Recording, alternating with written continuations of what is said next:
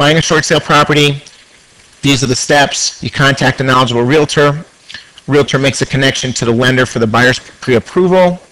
The realtor arranges showings of the appropriate properties that meet the buyer's criteria. The buyer chooses the property on which to make an offer.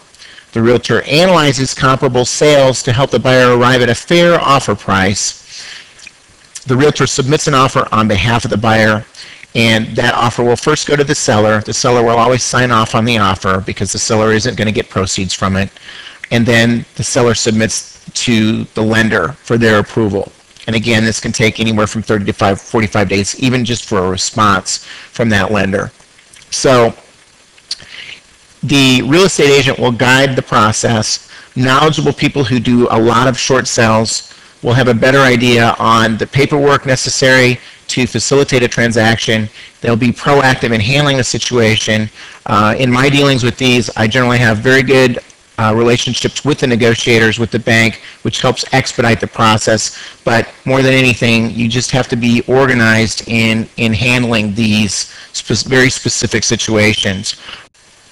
As far as comparables go, my job as a buyer, broker, representing a buyer with respect to a short sale would be to get you comparable sales data, which would help guide you in your decision process. Numbers don't lie. Statistics don't lie. And this is investment. You'd be taking the numbers that I'm able to secure for you and come up with a fair price. It doesn't do any good to lowball a short sale because the bank still has the other option of taking the house back, and sometimes that's what they're weighing out. Is it more cost effective for them to take the house back as a foreclosure versus actually short selling it? So you're not going to do yourself any favors by lowballing on a short sale. You need to try to give it your best shot and give it a fair shot. This is just an example of a short sale defined. The Smiths purchased a house in 2000 for $200,000. They owe $180,000 to the lender. Comparative values price the house around $150,000. They've received an offer from a buyer for $145,000, so the deficiency here is $35,000 if the lender accepts the offer. So you do the math, $180,000 minus $145,000 equals $35,000. So there is a deficiency, thus the short sale.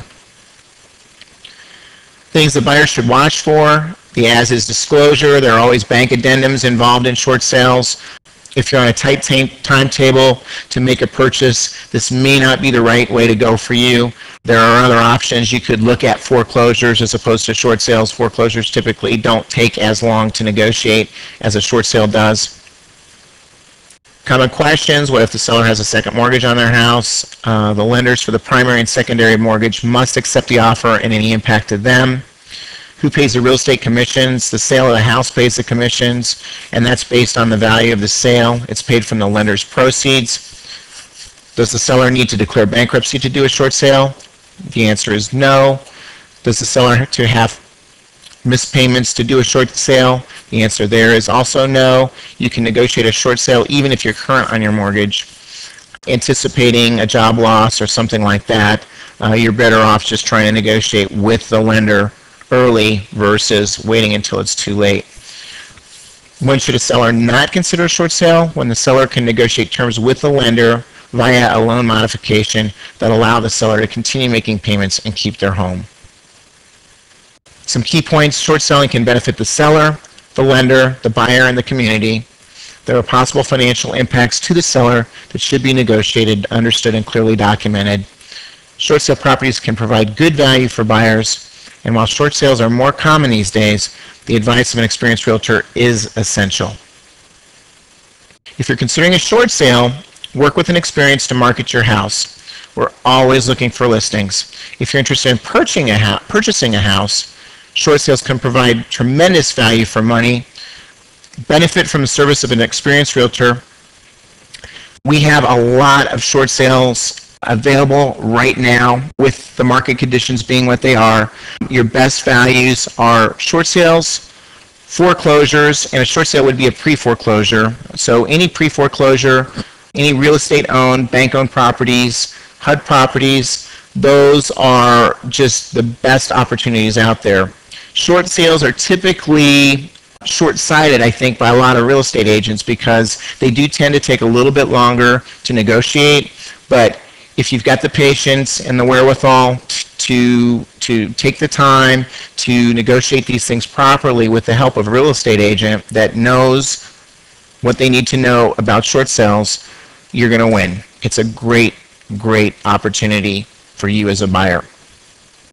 Appreciate this opportunity to talk to you about short sales. If you've got additional questions about real estate related matters, please refer to the other videos on the website, or you're more than welcome to give us a call at the Red Oak Group or send us an email.